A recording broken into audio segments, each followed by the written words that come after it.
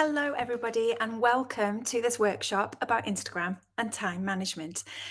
This is a follow up to the Instagram Manifesto workshop that some of you may have already watched.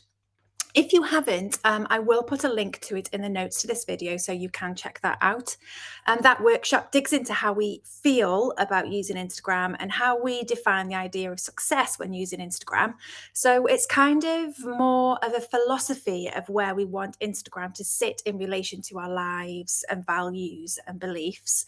Whereas today's workshop is all about the relationship between Instagram and our time, because as well as the other issues that I talk about in the Instagram Manifesto workshop, this thing about how Instagram sucks up so much of our time is something that comes up a lot. So I wanted to address it in its own standalone workshop. Before we begin, though, I actually want to confess that I hate the term time management. I will never forget being told back when I was a teacher that I needed to manage my time better. And one of the tips that I was given by my line manager was unbelievably to put toothpaste on my toothbrush at night so that it's ready for the next morning. I'm not even lying. Nothing to do with the workload being overwhelming or the total lack of support with that, the dearth of resources. But no, toothpaste on my toothbrush the night before, that was the best that they could come up with. So I have an ambivalent relationship with the term time management because I recognize that often what it implies is that the issue is a personal failing. It's something that you should be able to control by making different decisions. And while there is an element of that in this workshop, I do also want to acknowledge that very often when it comes to Instagram and the way in which Instagram acts upon us, we don't feel in control of it. And that necessarily isn't our own faults. So I suppose that's the first thing that I want to say before I dig into Instagram and time management is that this is definitely not a question of it being a personal failing, a lack of self-discipline, or a weakness of character that you are struggling with this. You know, Instagram's agenda is to keep us scrolling for as long as possible. Really clever people have spent many, many years developing this platform to hijack our ancient brains and take advantage of our lack of defenses against its seduction.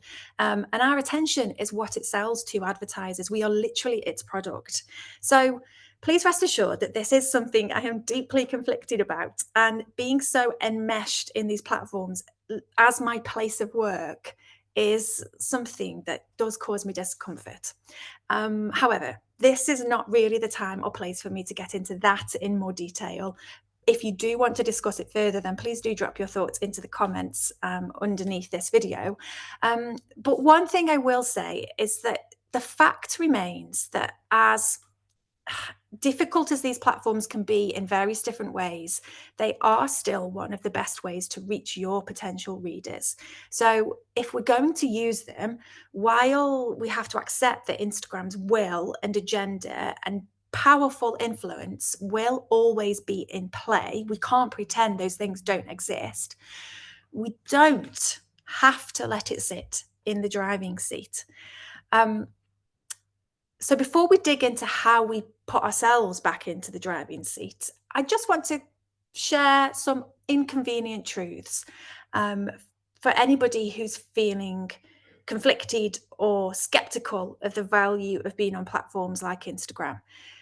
The truth is that there are very few books that reach a lot of readers without any marketing.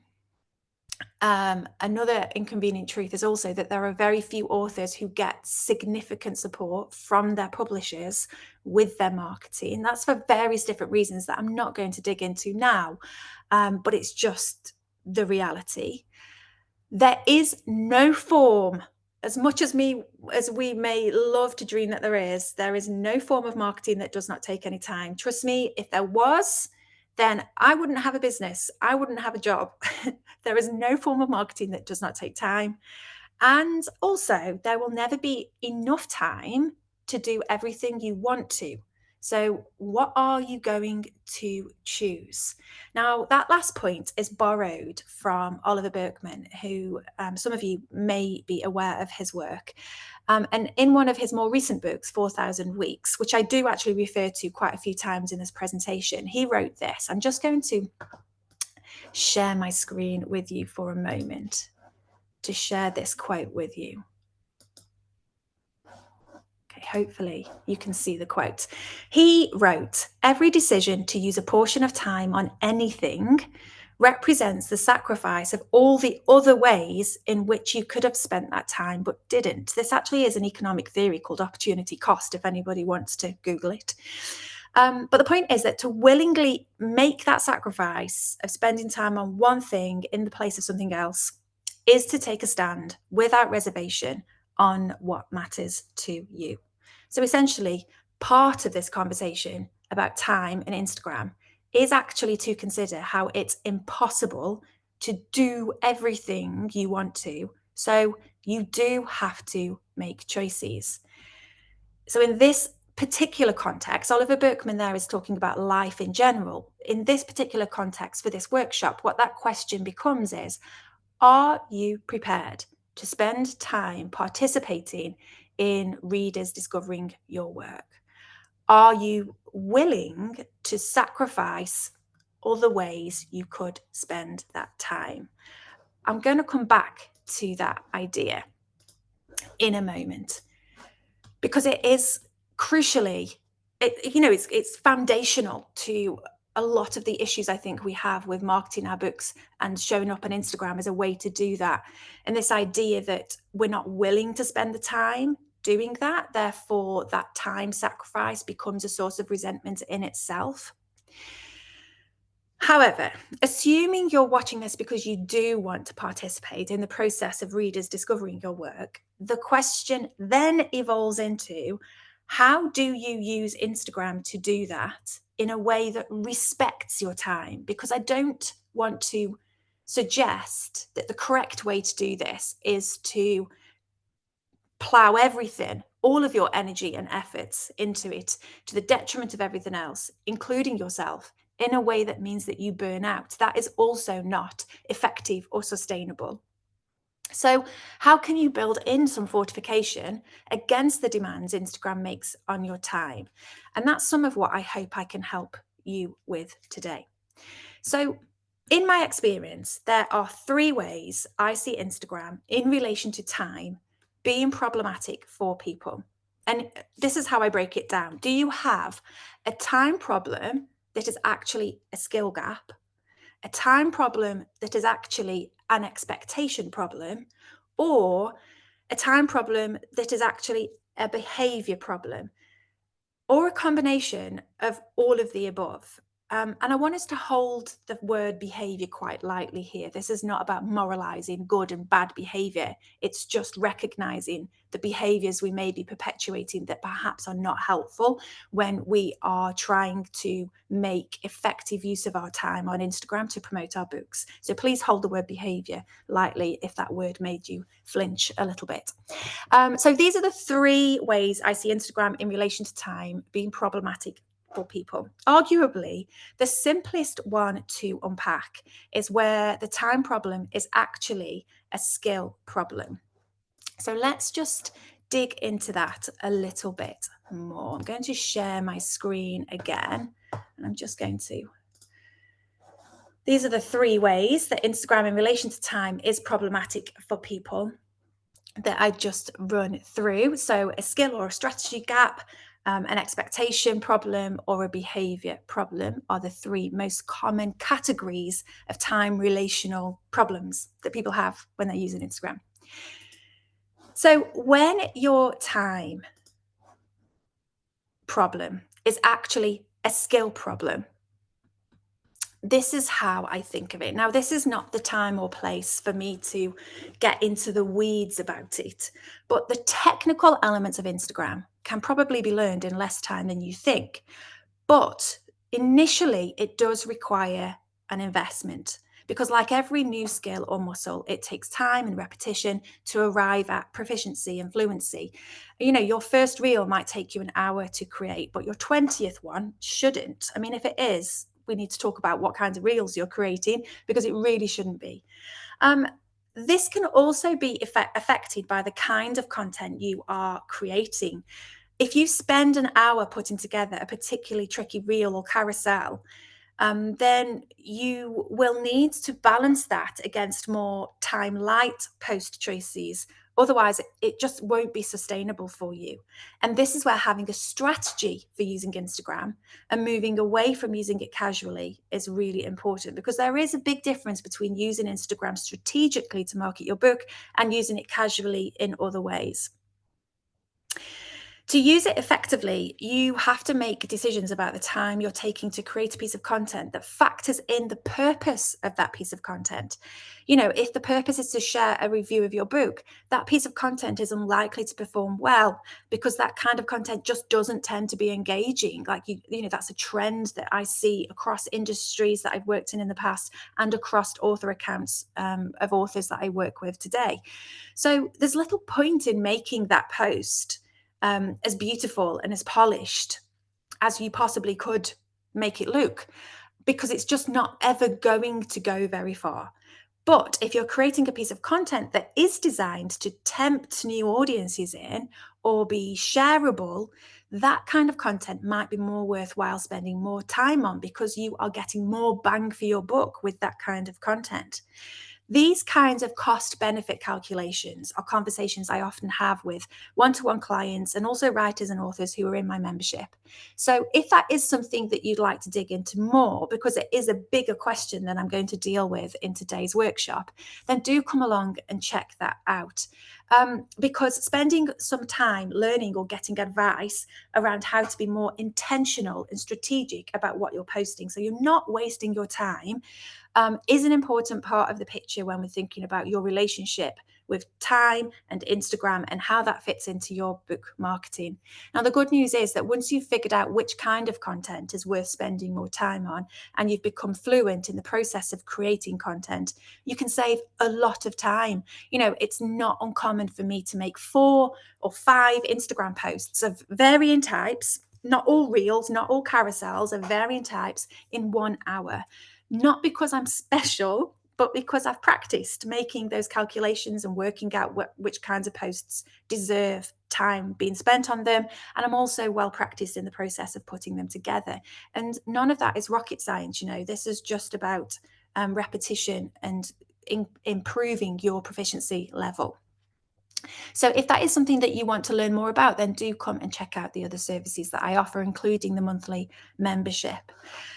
So that's the easiest one kind of to address, because it is more about building skills, and you've all done that at some point in your life already. You know, if you've written a book, you've had to spend time building the skill that it takes to write a book. So I know that that is something, that is a process that you will be familiar with. So that's kind of the easiest one to deal with. A little bit more kind of emotive is the idea where the time problem you are facing is actually an expectation problem. Now, I'm just going to stop sharing for a moment. I'll come back to this interesting post here. The truth is, the awkward, inconvenient truth is that very few writers go viral. We hear about the ones who do because it's unusual. If it was common, we wouldn't really hear about it. We'd just be doing it. But for most writers, showing up on Instagram, or any other social media platform for that matter, is a longer, slower, incremental game of steadily accumulating potential readers, who then help you to reach more potential readers through the networking and sharing that then happens online and in real life. Now, in terms of time, the best thing writers can do to take advantage of this is to start early. That doesn't mean you have to be posting every day for years, but at the very least, start getting to know the platforms that you think your readers are using. Get to know other writers and readers who are interested in the same things you are. You know, start to follow a few accounts, engage with the content, get involved in conversations, and get to grips with the ins and outs of how to create content while the stakes are low. And also, you can take regular breaks from that, because you are not in the process of building momentum towards a launch date, for example. Now, Some of you might be watching this and are horrified at this. Perhaps you have done the exact opposite and you haven't started early, and publication is happening sometime in the next 6 months or 2 months or 2 weeks. Maybe you're suddenly struggling to do all the things you want to do. You do want to find your readers, but you haven't adjusted the time you spend on anything else in your life. And this is where time and expectations become part of the same problem. Is your time problem actually a problem with the expectations that you have? How quickly can you build an audience on Instagram or anywhere else?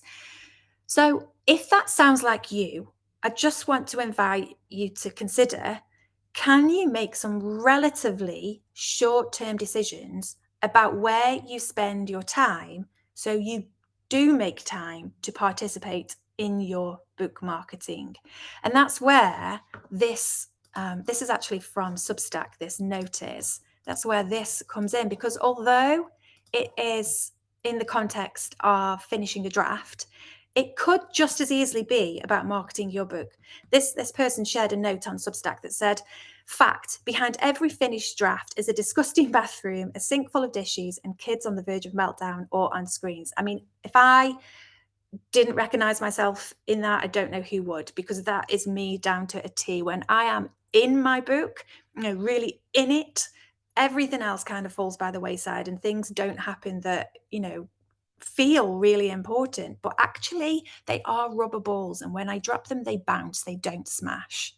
So you do have options to dial up and dial down different areas in your life and make choices about where you're applying your time. And so adjust your expectations accordingly. And the same applies to the time you're spending marketing your book on Instagram. You should be dialing it up and dialing it down, depending on where in the publishing cycle you are, and also depending on the other demands that you have in your life. Can you move some of those other demands for a relatively short amount of time? And to give you an example, one of my clients last year, who was a brilliant writer called Susan Carhill, who I will link in the notes to this video, her middle grade novel came out in October 2024. And for a time period, about 6 or 7 months during 2024, she sacrificed some of her writing time. She has other projects that she's working on in the run up to publishing her book, and then for a couple of months afterwards, in order to participate in and drive her own marketing activity. She knew she wasn't going to get very much support from her publishers. So she was like, okay, well, what can I move around? How can I dial things up and dial things down and adjust things to make space for me to make the most of this book coming out and reach as many people as I can in this time frame? And she's now returned.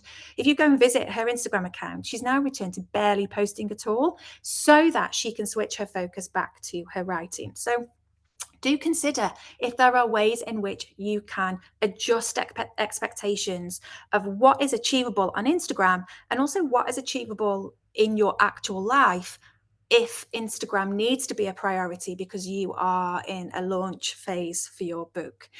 Is that something that you can do? So if you are interested in hearing more about that, then I would again recommend that you have a look at the membership, because that is something that I help people in with the membership.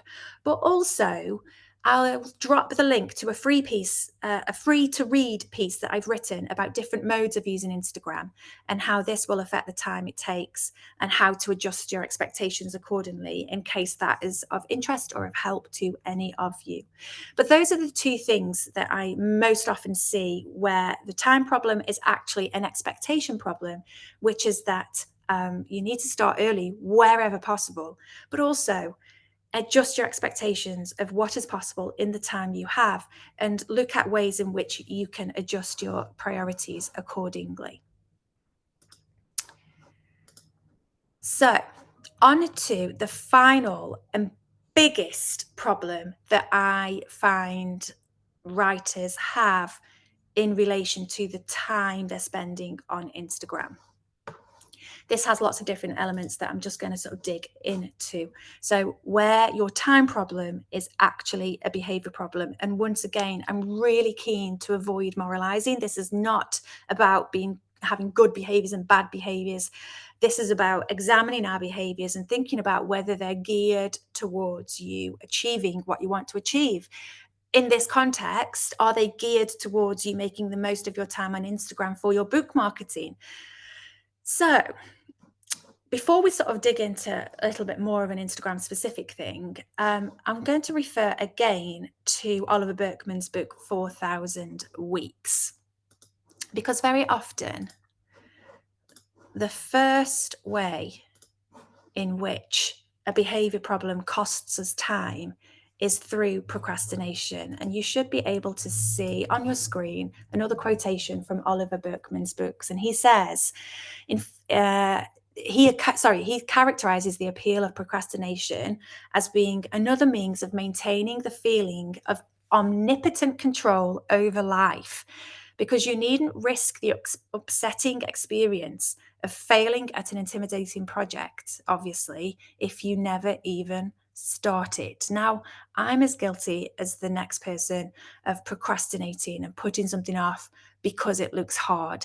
And this allows me to maintain this illusion of control, because I'm not risking failing if I never do it. And I do think that showing up on Instagram and marketing our books in other ways taps into this procrastination. You know, so many people are kind of secretly, maybe even not aware of being afraid to try in case we fail. And on Instagram, this is amplified even further, because to make yourself visible on Instagram, talking about your book, is to make yourself vulnerable to being exposed, which can be doubly daunting. So not only are we putting in ourselves in a position where we could fail, but we're going to fail publicly, which is terrifying for most of us. So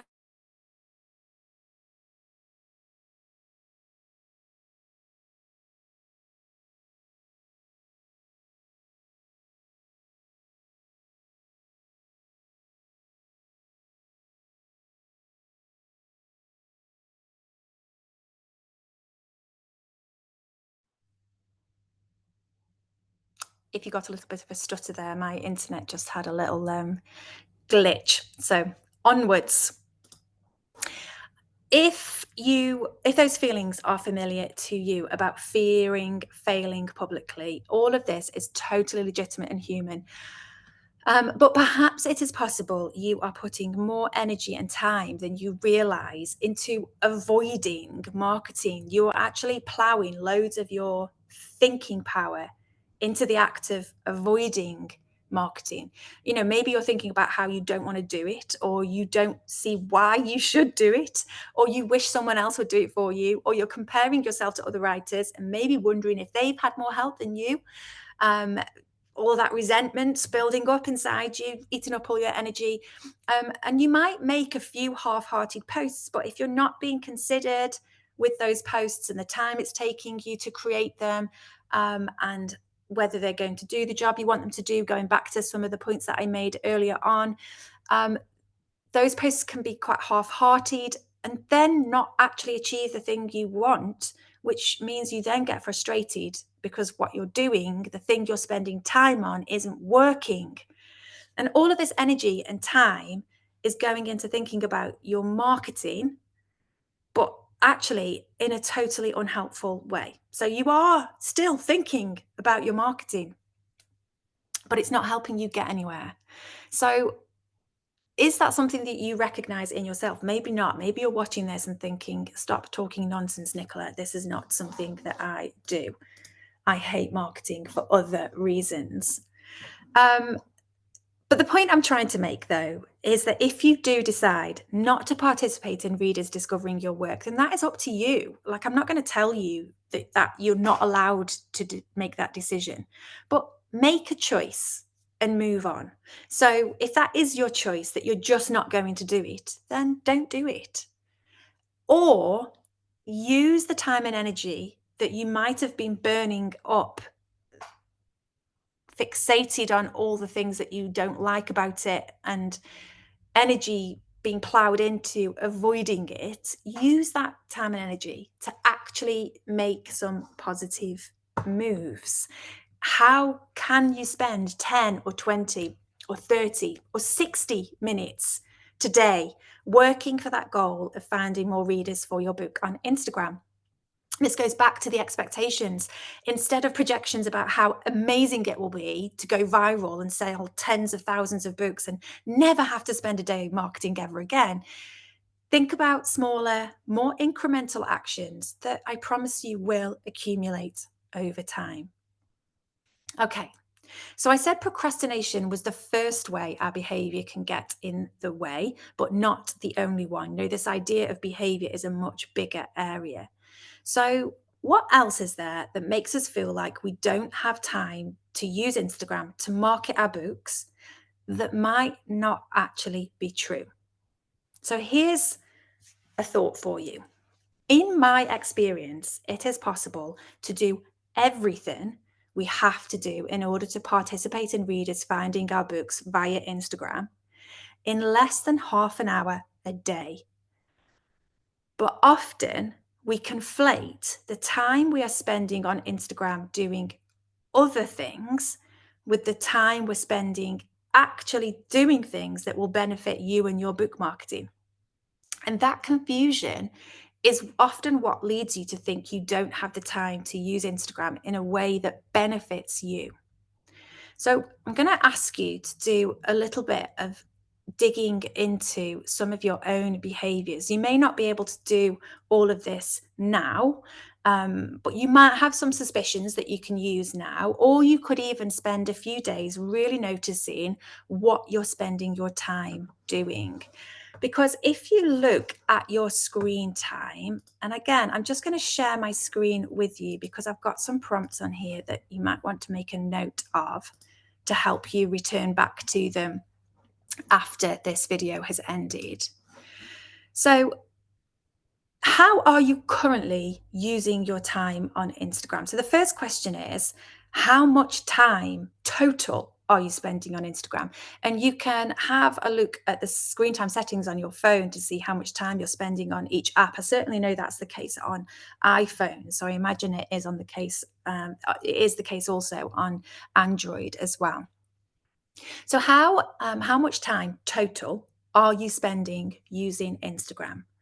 Once you know that, I then want you to have a think about how much time you are spending on these actions. How does that total time divide up? And as I said, you might not know exactly, but you might have suspicions. And this could be something that you now spend a few days noticing. How much time of your total amount of time on Instagram are you spending scrolling passively?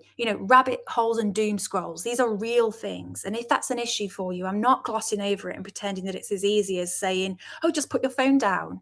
Okay, I am going to come back to it towards the end. But how much time, genuinely, are you spending scrolling passively? How much time are you spending engaging with content that has absolutely nothing to do with your book or its themes or its topics?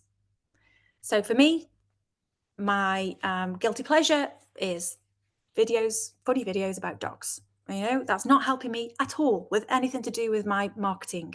Okay, how much time am I doing that? How much time am I spending scrolling and engaging with relevant content? So that might be content that is to do with the themes and topics of your book, not necessarily from other writers. It could be from other experts, activists, campaigners, just interested, curious lay people. It could also be content from other writers. But how much time am I engaging with relevant content? How much time are you spending replying to comments on your own posts or even responding to DMs? And how much time are you spending? This is quite often quite a big one for writers who are struggling to come up with ideas for posts. How much time are you scrolling, looking for inspiration of what to post today or tomorrow? Okay, so I just want you to have a think about those questions. You don't need to write anything down now. You might not know. You might be able to jot down some suspicions, or it may be something that you want to come back to. But once you've raised your awareness of that, of those questions, I then want you to evolve into a follow up question. How much of the time you're already spending on Instagram could you redirect to activity that will directly benefit your book marketing? Because I don't want you to spend more time on Instagram than you already are. I want you to consider whether you could use your time more effectively. Now, I'm not going to pretend that that is easy, okay? But I am going to suggest 3 practical things that might help you achieve this, might help you make the time that you're spending on Instagram more effective. This is not a prescription, though. These are options. Take what you like, ignore the rest. And again, I'm not going to gloss over the fact that kind of doom scrolling and rabbit scrolls and the way in which we interact with our phones can be problematic. I am going to come back to that. But before I get to that, I first of all want to share with you these 3 practical suggestions to help you manage your time. So I'm just going to share my screen, getting tongue-tied. Here we go. Okay, hopefully you can see 3 bullet points that I'm going to talk through in turn. So Instagram time management. Ugh, hate that term. But anyway, that's what we're stuck with for today. So the first one is to set a weekly or even monthly time budget. Now, this is actually more to do with the amount of time that you spend making content rather than time on the app itself. I've separated out the sort of time budget for time on the app into that second bullet point that you can see on your screen, which is about having a predetermined routine. So I'll loop around to that in a second. So this is more about the time you spend making content. Because often the way most writers plan for that Instagram activity is to set an intention of posting X number of times per week, whether that's 2 or 3 or 4 or whatever it is that you have set for yourself. The number doesn't actually matter. Because instead of doing this, what I suggest you do is create a time budget. This means you first look at how much time you can afford to spend on creating posts for your Instagram account each week. And this can change depending on at which point in your publication cycle you're at. It might become more of a priority, thinking about adjusting priorities and expectations. So at certain points, you might decide that you can afford to spend 2 hours a week on creating content for your Instagram account. At other points, it might be that you can only afford to spend half an hour creating posts for your Instagram account. But set yourself a time budget. If you're going to use Instagram at all, never mind effectively, to find your readers, then it can't ever be none. But you can dial it up and dial it down in the same way that we've discussed dialing up and dialing down priorities earlier in this talk. So whatever time budget you set, though, the most important thing to remember is that this is the only time you have to spend on creating posts each week. So if you use your whole time budget creating one post, you only post one post that week, and then you move on with the rest of your week. So this has become where becoming aware of whether you're getting bang for your buck when creating posts is a really important part of the puzzle. As I mentioned earlier, getting strategic about what kinds of posts should I be creating and how much time should I be spending on creating those posts is so important when you are using Instagram to market your book, if you are going to do it in a way that respects your time and respects the time budget that you're now going to set for yourself. So the second thing that you can do, the second practical suggestion that I have, is that you adopt a predetermined routine for when you open the app.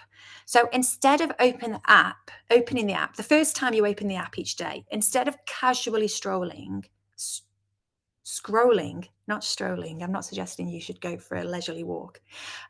Instead of casually scrolling, devise a predetermined routine and timetable that session so you do it at roughly the same time each day. that you do it. It doesn't need to be every day. For example, I mostly take weekends off. I barely do anything on Instagram on a Friday, Saturday, and Sunday.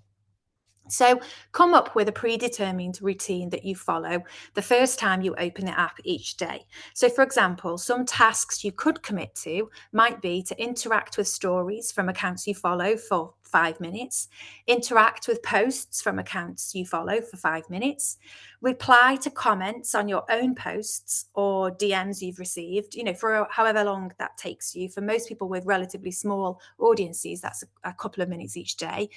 And also interact with relevant content that Instagram suggests for you to keep the algorithm showing what you're interested in.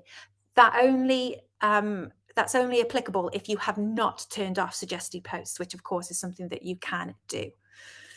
So have a routine that you go through that is going to proactively help you with your Instagram marketing. These are actions that are going to keep you in touch with people who are interested in your book. They've already followed your account, so they've expressed an interest in your book, or they may be accounts that are talking about the things that you talk about. Therefore, you engage with them in order to be part of that conversation and hopefully attract more people to come and have a look at what you are doing. Replying to comments is all about nurturing that community so that when your book comes out, they are waiting for it. They are looking forward to reading it. And interacting with relevant content so that Instagram keeps showing you stuff that is relevant, because that's a way of you perhaps interacting with new people who may be helpful to your efforts in terms of marketing your book. And finally, in terms of time and behaviors, I want to suggest that you work in seasons. To repeat a point I made earlier, you can't do everything. When you choose to prioritize your marketing, you might not be able to fit in as much writing as you want to. But remember, this is not forever. This only has to be a season in time. You might decide, as some of my clients have done in the past, that once your book has been out in the world for a couple of months, you will retreat from your online activity in order to focus on your writing again. And even when you are in a marketing season, you still can't do everything. The list of things you could be doing is infinite. So decide in advance what you're going to fail at, and don't let the things you're not going to do stop you from doing what you can. So if you've decided that you're not going to do in-person events because you don't see them as valuable to you, or perhaps there's something that you don't enjoy and that's going to deplete you of your energy, then don't let that decision stop you from doing stuff that you can do. Okay, so those are 3 practical ways in which you can manage your time more effectively, perhaps with more awareness and greater intention, so that you are less likely to use up your time in a way that is not helpful to you. However, something I've only alluded to so far that you might feel is affecting you is this idea of screen addiction. Now, the word addiction in this context gets people a little bit hot under the collar, where is it addiction? Is it a behavioral addiction? Is it a chemical addiction? I'm not going to dig into that right now. Far more qualified people than me write and talk and about this idea. So I'm not going to get into it just now.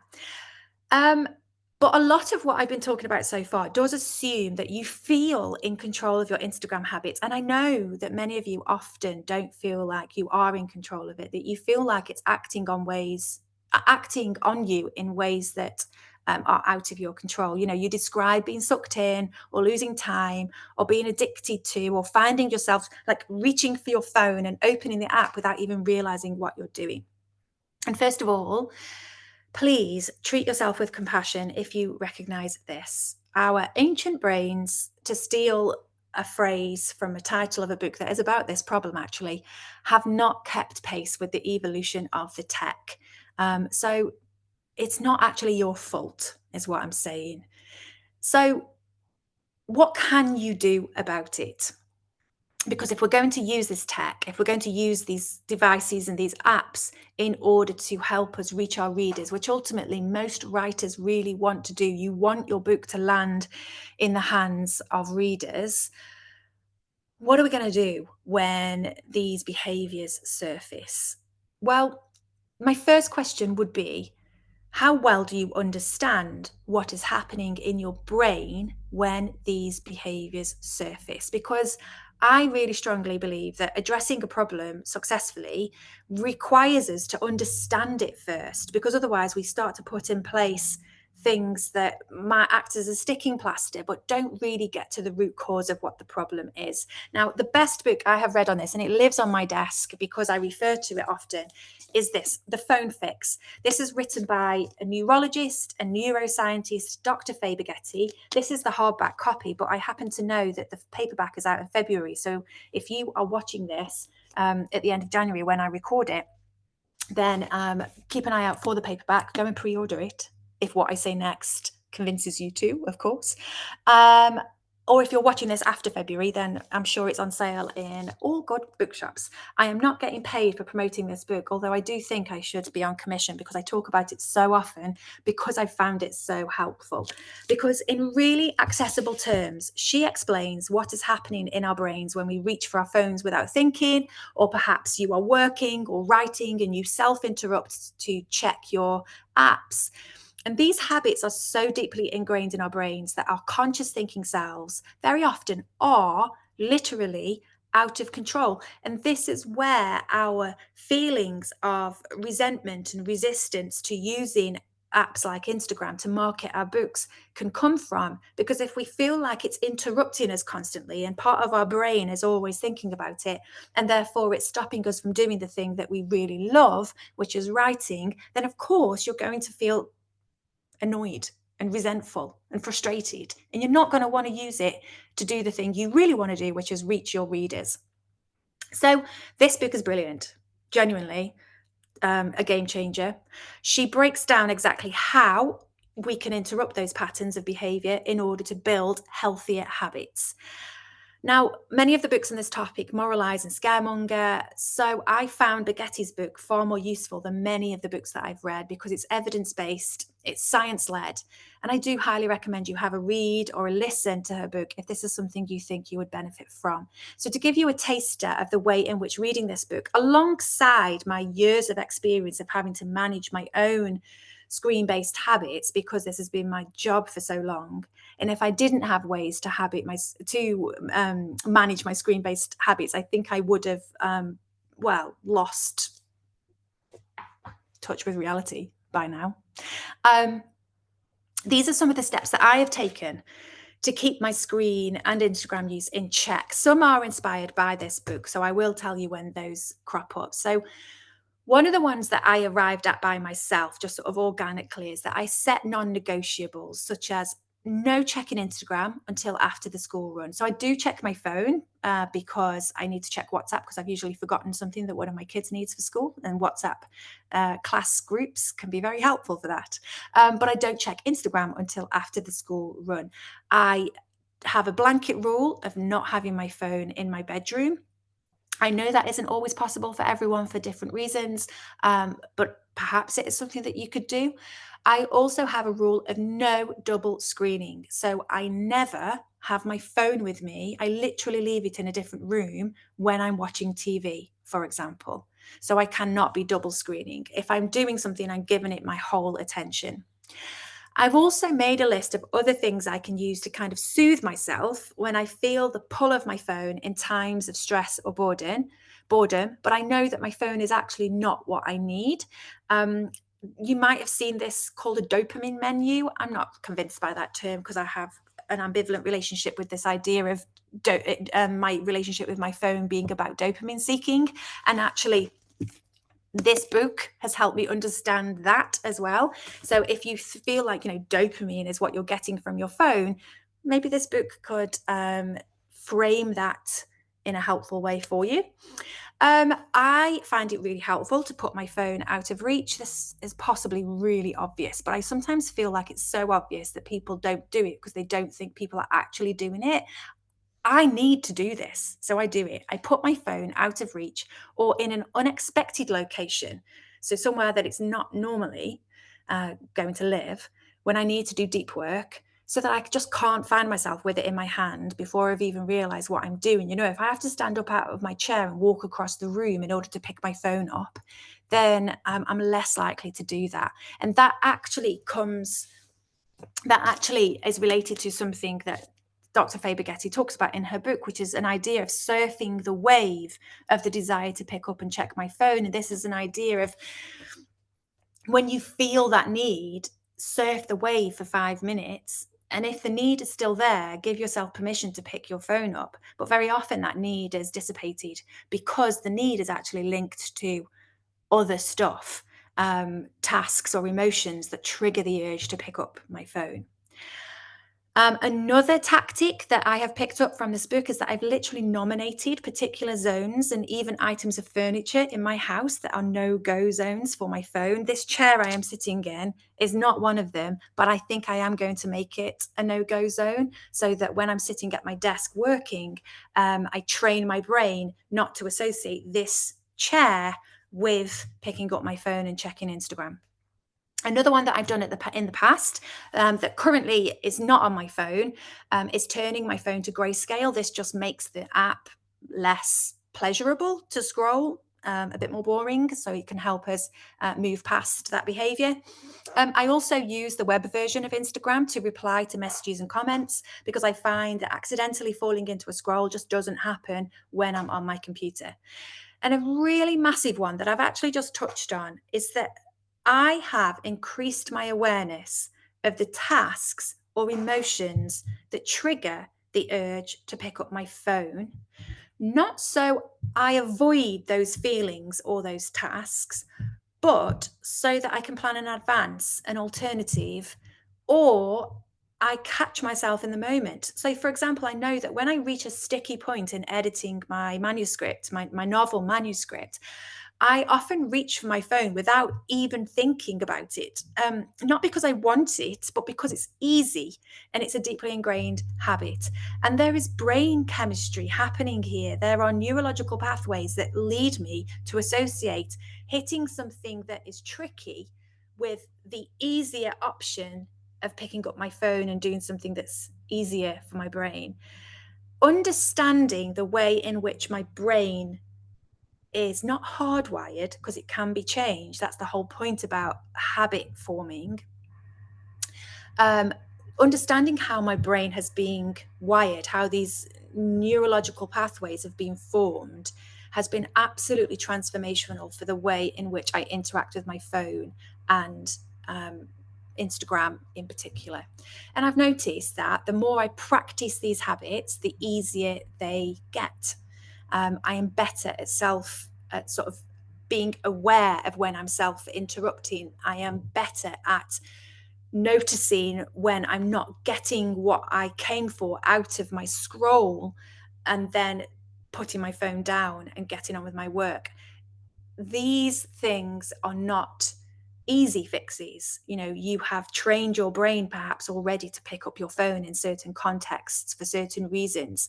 And it takes effort to untrain your brain and to give it a different behavior. And you know, sometimes I'll admit that I slip out of these habits and slide back into undesirable ones, especially when I'm tired or stressed and my executive functioning is depleted, which for anyone who's neurodivergent, you know, maybe even more often than someone who's neurotypical, to the point where I just can't make good decisions as my brain is acting purely on autopilot, and autopilot, deeply ingrained habit. Pick up my phone, pick up my phone, pick up my phone, pick up my phone. So when this happens, because I understand what is happening in my brain, I no longer shame or berate myself because I am now empowered to make decisions about what to do next. And then I reset. I, you know, recommit to these kind of boundaries and rules that I have around my phone use. Now, For some people, I know that might sound horrendous, and the constant threat of that kind of slide and reset might well be the thing that makes you want to run away from these devices altogether. But something that I've thought about in the context of my own life, so this is a really sort of personal experience, and you may think that you may find this doesn't apply to you, is I do wonder how different it is to other habits I have in my life. How I eat, how I sleep, how I behave towards other people, how I write, how I read, how I think, and that there are habits in all those areas of my life that can become unhealthy and unhelpful, that require me to constantly kind of revisit and reset them to make them more helpful and healthy. And actually, this is just part of being a person. Do we ever reach a permanent state of ease or consistency with any of these things? And maybe you do. Maybe I've just unwittingly exposed myself. Um, only you can answer how applicable that is to you. And only you can say how you feel about accepting that you and I are an inefficient, fallible human being who is never going to do something perfectly every day for the rest of our lives. That's just not how reality or humanity works. So I hope this workshop and presentation has given you some practical strategies and maybe also some food for thought, and also importantly a book recommendation, as well as, oh gosh, I'm looking for it, here we are, as well as Oliver Burkeman's book, which I've referred to a couple of times in this workshop, because that now brings us to the end of this workshop on Instagram and time management. If you found it useful and you would like to say thank you, because I'm not charging for this and I won't be at any point, the best way to do that is to share this workshop with your network, wherever you hang out online. If you would like to let me know what you thought, you can drop something into the comments underneath, or you can email me on nicola@toomuchsocial.com. I would love to hear from you. If you'd like to get more practical advice and guidance about how you can use your Instagram account more strategically, if what I've talked about today has kind of revealed that actually you want to become more strategic and less casual about your use of Instagram in order to get it to do the things that you want it to do in the time you have, then please do come and check out my Substack. Within my Substack, I have a free newsletter, but I also have a membership area which is called Too Much Instagram, which you can access by upgrading your free subscription to the paid tier of my Substack, which is £12 a month or £120 a year. Or if you're in the US, it's around $15 a month or $150 a year. In the accompanying notes to this video, there's also a link to more details about that. So if you are feeling a little bit more positive and a little bit more empowered about using Instagram, or you want to get more help with your Instagram, and in particular you're identifying that coming up with ideas for posts is a challenge for you, then please stay in touch via Instagram or via Substack, because I will be running a workshop towards the end of February called Spark. I've run this twice before, and writers and authors who have attended the workshop in the past have generated literally months worth of content ideas that are relevant to their ideal readers in just 90 minutes. So, that could be a really good use of your time, perhaps.